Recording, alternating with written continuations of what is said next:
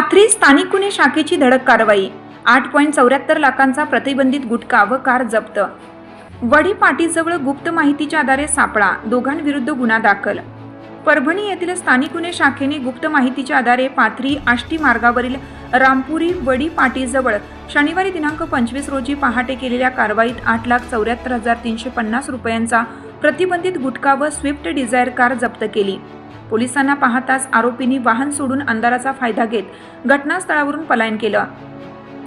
या प्रकरणी पाथरी पोलीस ठाण्यात दोघांविरुद्ध गुन्हा दाखल करण्यात आला असून आरोपींचा शोध सुरू आहे. पोलिसांकडून मिळालेल्या माहितीनुसार स्थानिक गुन्हे शाखेचे पथक दिनांक 25 जुलै रोजी पहाटे पाथरी तालुक्यात पेट्रोलिंग करीत असताना आष्टीकडून पाथरीकडे स्विफ्ट डिझायर कारमधून मोठ्या प्रमाणात प्रतिबंधित गुटख्याची वाहतूक होत असल्याची गुप्त माहिती मिळाली. त्यानुसार पथकाने रामपुरी ढालेगाव मार्गावरील वडी पाटीजवळ सापळा रचला. संशयित वाहन येताच पोलिसांनी अडवण्याचा प्रयत्न केला, मात्र पोलिसांचे वाहन पाहताच चालकाने भरधाव वेगाने पळ काढला. पोलिसांनी पाठलाग सुरू केला असता आरोपीने रामपुरीजवळ वाहन सोडून अंधाराचा फायदा घेत घटनास्थळावरून पलायन केलं. यानंतर वाहनाची झडती घेतली असता त्यामध्ये राजनिवास सुगंधित पान मसाला व झेड1 जाफरानी जर्दा असा महाराष्ट्र शासनाने प्रतिबंधित केलेला गुटखा आढळून आला.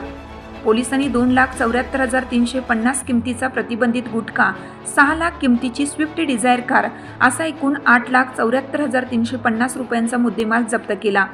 या प्रकरणी अल्ताफ मजीद तांबोळी राहणार पाथरी व एका अनोळखी आरोपीविरुद्ध गुन्हा क्रमांक 401/2026 अन्वये भारतीय न्यायसंहिता BNS कलम 123, 223, 274, 275, 3.5 तसेच अन्न सुरक्षा व मानके अधिनियम 2006 कलम 59(1)(2) अंतर्गत पाथरी पोलीस ठाण्यात गुन्हा दाखल करण्यात आला आहे. आरोपींना अद्याप अटक करण्यात आलेली नसून त्यांचा शोध सुरू आहे.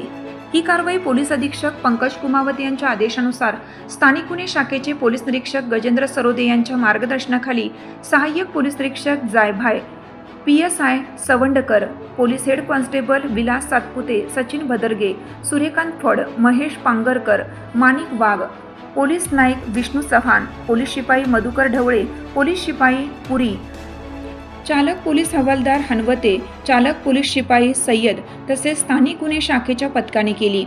पुढील तपास पाथरी पोलीस ठाण्याचे PSI पवार करीत आहेत.